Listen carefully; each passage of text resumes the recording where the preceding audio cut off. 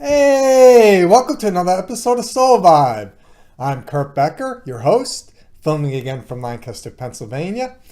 And today we're going to talk about the number one obstacle that's keeping you from getting into the vibe and staying in the vibe. And that's this guy. That's right, your mind. And as I said last show, you are not your thoughts. This guy has you fooled, and I'm going to tell you why. So, I also said on my last show, the number one way to get into the vibe is through peace and love. Being peaceful and loving. That's how you get in. It's not just the number one way, it's actually the only way to get in. So, let's look at those things. Love, that's something, an emotion, a feeling, something you experience with your heart. Peace, I can actually define as the absence of thinking, the absence of thoughts. I mean, to put it into perspective more for you, imagine walking into a high school cafeteria where the kids are going crazy. All the noise, the talking and everything, that's the opposite of peace. Now imagine leaving and walking down the hall and going into the high school library where nobody is. And it's nice and quiet and it's peaceful. And so that's peace. So the cafeteria is most of our minds in the way our minds are today. You want to take your mind from being a high school cafeteria to being a high school library where you hear nothing. It's silent because nobody's there. Or the people who are there are being quiet and respectful. So, as babies, we naturally existed in this state and we've forgotten it. I mean, think about it. You come into the world.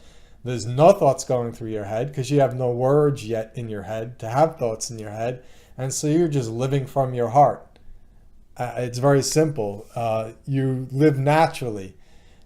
If you don't need to eat, drink, or get your poopy diaper changed, you're otherwise happy, living from your heart, you know? And if you start to get hungry or you start to get thirsty or you need to get changed, you'll feel physically uncomfortable and you'll express it in the way you know how. Wah! And that gets you your needs met. So when you're a kid, you live from your heart. Who you are is what you are. They're one and the same thing. And when you start to learn words as a kid, they start out at an entry-level position. They start out as really commentary for your needs, commentary for your heart. So wah becomes like, I'm thirsty, I'm hungry, cute puppy, like stuff like that. Just commentary on what your needs are, what you're observing. And then you go to school. Words, ideas, concepts become really seemingly the focal point of life. Learn this, learn that. We're going to test you on this. Learn more, learn more, learn more. And they never tell you how to shut it off or to shut it down or to keep it in check. They just want you to pump it full of information. And your mind, very much like Skynet, learns at a geometric rate. Skynet from the Terminator. And your mind, at one point, without even knowing it, just takes over. And all of a sudden, you don't even know what happened. You go from existing here to existing up here. And if you're a girl, you're lucky. Because society says it's okay, you can have emotions and think. And so if you're a girl, this is taking over, but this is battling back, and it's a constant back and forth. If you're a guy, sorry fellas, it sucks to be us. Emotions are not okay for men of society, it's weakness. And so this guy gets shut down, this guy takes over, and you start to think this is you. And you know what's messed up?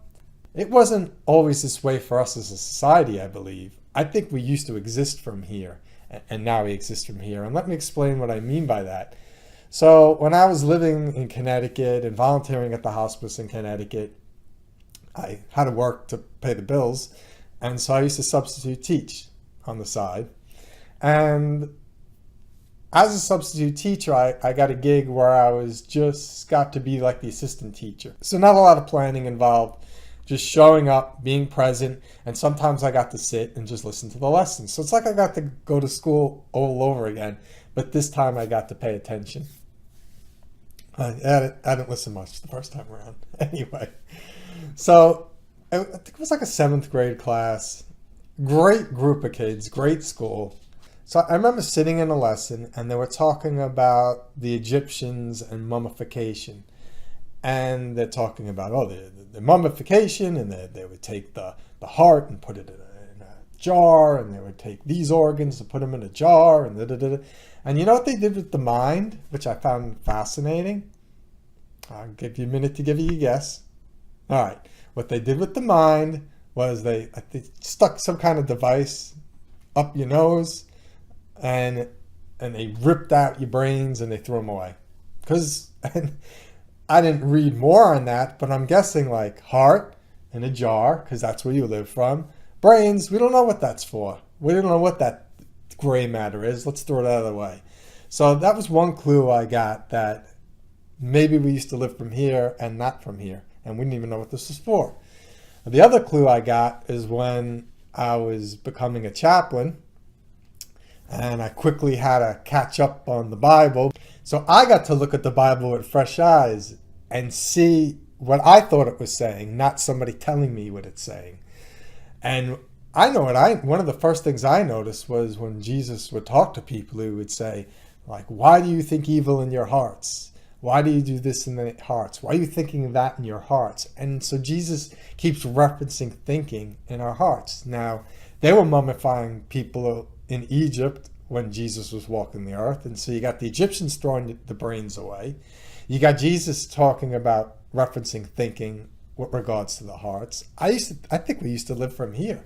I think we used to exist from here. And then over, progress and time, somehow this became everything, At least when we lived from here and we were thinking from evil from here, like we were evil because we were being evil from our hearts. Now, we're not even really connected to our hearts, girls more so than guys, and we can be fooled into thinking this is us. This is not us. This is a series of habits, of thinking, a bunch of stuff that people told us through our lives that we've adopted as our own thoughts. I mean, don't take my word for it on this one. Like, I'm gonna stop for 30 seconds. Take 30 seconds, close your eyes, bring your attention to your thoughts, and bring your attention to the thoughts with the idea of I'm not going to think anything. And just watch all the millions of things that are going to run through your head. Now, if you're really in control, you should be able to say, like, I'm going to be quiet now. Close your eyes and shut your mind off. Watch what really happens for you.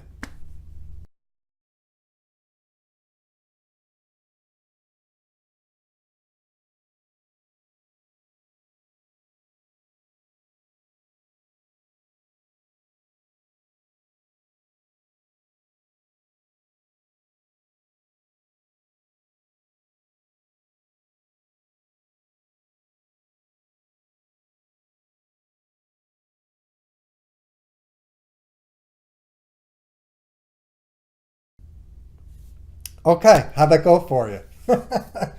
Enlightening? Eye-opening? Like, if your mind is you, you should be in control. You're not in control. It's almost like 5 gazillion thoughts go through your mind a day, and a few of them you latch on to direct your day. And that's it. So why are the other 5 million thoughts going on, and how's that affecting you? Well, one way it's affecting you is you're not going to be peaceful. And the other way it's affecting you is it's keeping you up here and not over here. So what can you do? Years ago, I may have mentioned on this other show, I don't remember. Years ago, I'm like 25 years ago, I was lucky enough that someone taught me how to meditate. Now, meditation is actually a very simple thing to do. It's in the practice that matters. So I'm going to talk about how you meditate and what a meditation does. First, I want to give you an example about how powerful it is. When I was a chaplain here in Lancaster County, and part of my job was to go out and give talks sometimes to staff at nursing homes. So I was giving a talk on Reiki this one time to a bunch of nurses and aides, and an hour of the talk was about Reiki. And 1 minute of the talk, I mentioned meditation in the talk. Talk was done. People thanked me, left, came back to the nursing home 2 weeks later. One of the nurses who was in my talk came up to me and she goes, "I just want to thank you. I heard what you said about meditation. I didn't tell anyone, but I've been doing it for 2 weeks.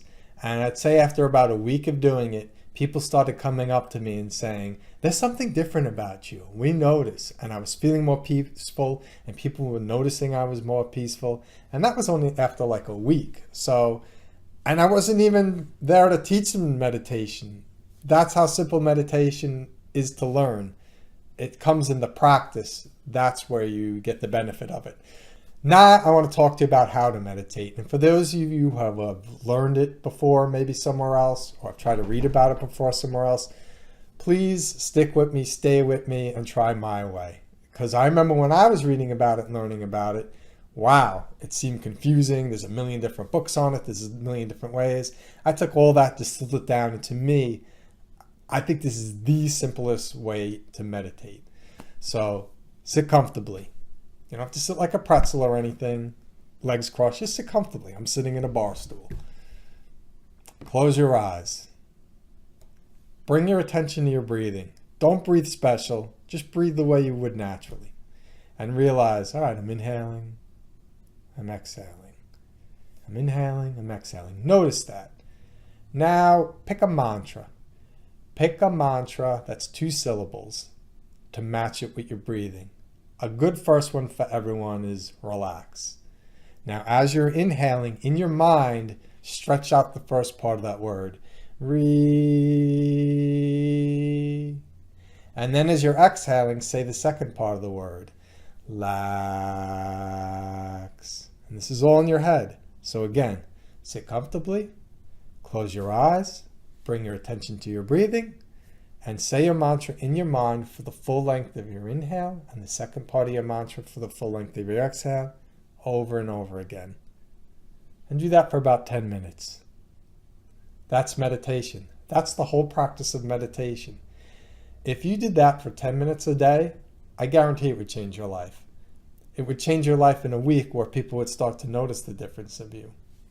Now, what meditation does, it's the practice of bringing your mind into the moment, into one place. Because you're saying only, relax is really one word. You're saying one word. It also starts you to give control of your mind. By holding it in one place, you're starting to gain control of your mind. And it raises your self-awareness of your mind too. So I guess 3 things are happening at once. Bringing it into the moment, raising your self-awareness, bringing control of your mind. I've been doing it for 25 years on and off. Years ago, I started introducing it into my day. Meaning if I'm driving around, instead of listening to the radio, I'm saying my mantra with my eyes open, of course. The last 2 months, I really put a lot of effort into my meditation so that I was saying my mantra any waking second that I wasn't otherwise needing my mind. And think about how often you actually need your mind. It's not as much as you think. All these words flying through it, exhausting. I used to give this analogy. What if when you were taught to walk and run, when you learned to run, your legs always moved in that running motion? Once you learned how to run, you ran. That's all you did was run. You're running, you're running around. You go to bed, your legs are moving in bed in the running motion. You get up, they're moving in the running motion. I mean, it's utterly ridiculous, right? But that's exactly what our minds did. Our minds used to not walk, not even crawl, used to just lay there. Then they learned how to crawl, they learned how to walk. The mind learned how to run. Then our mind learned how to sprint, and then our mind learned how to strap on a jetpack and say and think a million things at once, and it only seems to be increasing and getting worse.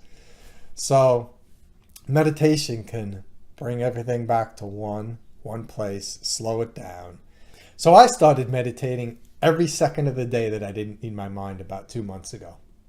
I started meditating every second that I didn't need my mind. And I'm here to tell you, as you start to pay attention more, you'll realize you need your mind for almost nothing.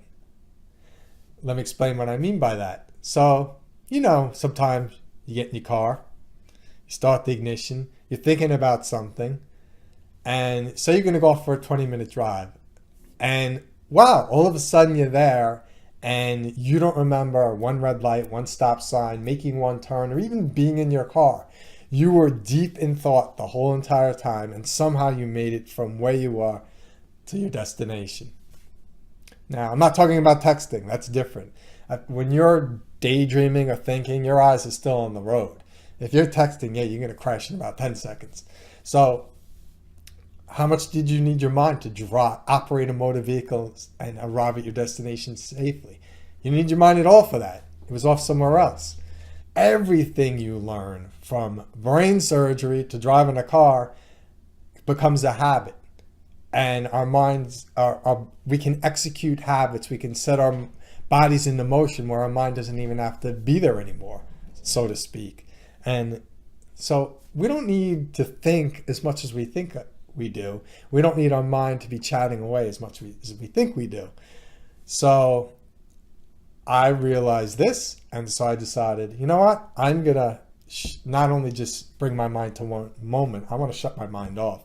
And so for 2 months, I practiced every moment I could that I didn't otherwise need my mind, and you don't need your mind often for anything.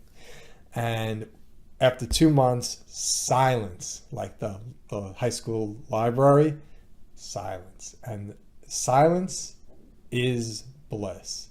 Silence is peace. Silence is the purest state from which you can enter the vibe, and it's priceless. Peace of mind, literally, because your mind is at peace. So, and then once your mind is at peace, you can start to pay attention to this again and follow this, and this being quiet, and you following your heart again and remembering, and things will start coming up from you. Oh yeah, when I was a kid, I used to love to sing and dance. Why aren't I singing and dancing anymore? Even if it's not professionally, like, how come I'm not walking around my house singing and dancing? I used to love doing that, or I used to love drawing. How come I don't draw anymore? Like, you will start to get in touch with your heart again. And if you're in touch with your heart and your mind is at peace, voila, you will be in the universal flow, the vibe, because the vibe is peace and love. So, I don't know what else to say there, and so we'll take a short break. And when I come back, I'm going to have my guest for today. Hey, welcome back to the show, and welcome Donna Harris, my wife's friend. And Donna, I'm having you on the show because I have a spiritual group. I had a Clear Minds, Open Hearts series, and I think my wife was telling you about it. And in talking to you about it, you wanted to meet with me just to talk about some things because you felt like maybe the world was... Well, yes. I'll let you tell your story. So, well, when I was much younger, when I was really young, my mom had a near-death experience. So growing up, the whole spirituality thing, understanding that there was, reincarnation and all of those things was just common practice in our house. And then I think as I got older, lost touch with it a little bit. Went through a difficult time after during my first marriage when I realized my husband was having some issues, some drinking issues, and kind of reverted back to kind of tapping into that and understanding what was happening so that I could make the right choices for my kids because they were very young at the time. And then, life happens, and I got remarried and was raising 3 kids and was much more focused on them than tapping into that spiritual nature that had been a part of my life for a long time. And so I just wanted to re-tap into that. And Jen felt as though you would be a good resource to help me do that. I was so happy when you came to see me, and she didn't tell me all the stuff about your mom and the near-death experience and everything, and I love all and believe in all that kind of stuff. And so I was very happy when you came to see me, and I was also amazed because it seemed like we talked. I taught you about meditation. Uh-huh. You meditated, and then it seemed like almost like instantly you were connected, tapped back into yourself. Well, I think that I probably some people call it intuition. Yes. So I've always had that strong intuition. So I don't think it was that far removed from even my life today. As life got busy, I think it was always kind of there, just below the surface. It was just a matter of finding the right way to tap back into it more purposefully. So you could say there was a very thin layer. You were like living up here, maybe a little to the detriment of here, but it was very thin layer, and you just needed something to open this back up again and tap back into it. Yeah, it's almost like, a thin layer of ice or something, and all you needed to do was get rid of that thin layer to reconnect, and, really tap back into that spiritual side of things. And it was amazing how easy it was. I think when you have had that experience and you've lived like that, it's really easy to tap back into it.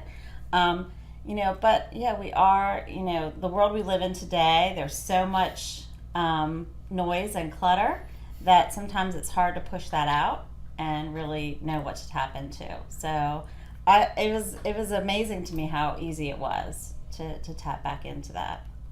I'm curious, since we met, I don't know, felt like months ago. Yeah. Are you staying connected? I think so. Oh, good. Yeah.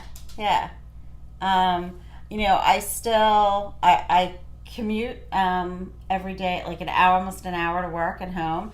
And between that and, my youngest is getting ready to go to college and doing all of those things, I don't have as much time to do it as I would like to do it. I'm hopeful that next year, when we're empty nesters, that there'll be more time for those things. But yeah, I definitely have tried to stay connected to that more so now. I'm more aware of it again. And Jen's office is right next door to mine, so she's a good a good resource to remind me to stay connected. And it's good now. It's not this far away. Right. It's right here. Yeah. You can go in whenever you want. Yeah. And it's interesting because as much of my job is logical and you use your brain and it's research and analysis, I think there is definitely a piece of it that if you're more connected spiritually, it just kind of, it's like a guiding, it kind of guides you in the right direction. I don't know how else to explain it. So, it's kind of like that compass that keeps you moving in the right direction. I like to call it being in the vibe, being in the zone. Like, it just kind of, it guides you more than you have to try so much. Yeah, I mean, I think some people call it trusting their gut or intuition or any of those things, but I think everybody has it. It's just maybe not everybody calls it the same thing, but it's not that hard if you just trust a little. I think everybody has those tools to do it. And it may just be one meditation away. Exactly. All right, great. Well, I'm so happy you could come here today. It was great having you on the show and seeing you again. Welcome back. Isn't that interesting? It's just I was saying on the show, when we're younger, what we are is who we are because we live from our hearts, and then the world kind of takes over because our mind takes over. And then, as Donna showed you, as Donna said, one meditation reconnected her with her heart. And now she realizes who she was as a child again, and she's experiencing these gifts she has again. So to me, that's amazing stuff. And it's simple. You just have to put in 10 minutes a day, a little bit of work, not much to ask. All right. So that's the show for today. I have been listening to your comments. I think if you noticed at the beginning, my intro was shorter, and the next show it's even going to be shorter. And the show was shorter, and I kept the images up the whole time as I was asked. But I am going to end the show again with a soul song. This is where I get to talk about the magic of the vibe. So, since the last show, I've been wanting to do this show. The obligations of having a full-time other job and life and everything getting in the way. But when you're in the vibe, nothing's really getting in the way. Everything's happening exactly the way it's supposed to. So this show, well, me, the person, would have liked it to have been a month later. Being in the vibe, the show is happening exactly when it's supposed to. And how I know that is the original soul song I was going to have. I have this Elvis song that I love, and I'm not going to say it because I'm going to save it for an appropriate show. It is going to show up because it was a soul song for part of my life. But I didn't have any other song at the time, and so it was going to be the song for this show. So now I'm gearing up for where I see the vibe is leading me into doing this next show. And my parents are also going to be moving, and I have to go to their house and clean up a bunch of stuff because I have a bunch of stuff stored in their basement. Cleaning up the basement, and I come across this cassette, and I'm like, oh my God, and it all came back to me. I totally forgot about this cassette. My friends had this band, the Ryan Waters Band, and this song got me through like 20s, 30s-ish, when I didn't know what I was doing with my life, didn't know what I was doing for a job, like kind of depressed and not in the vibe at all, not even aware of the vibe. And this song, listening to this song over and over again, helped get me through those years until I had a job. This song was so powerful to me. And it transported me away from like, oh, what's going on in my life? I don't know. It transported me all out of my head, all out of that, and into like, hey, at least you're staying true to your heart through all this. You're not letting the world take you away from your heart. You know, because that was one thing I always did. I always held on to my heart to a fault. Like if I didn't love a job, I'd work for 3 months and quit it. And a series of those jobs, you know. So this song helped me through all that. I hope you find it uplifting and inspirational to you. Here, closing out this episode of Soul Vibe, the Ryan Waters Band with Passing of Time. Until next time, everyone, peace.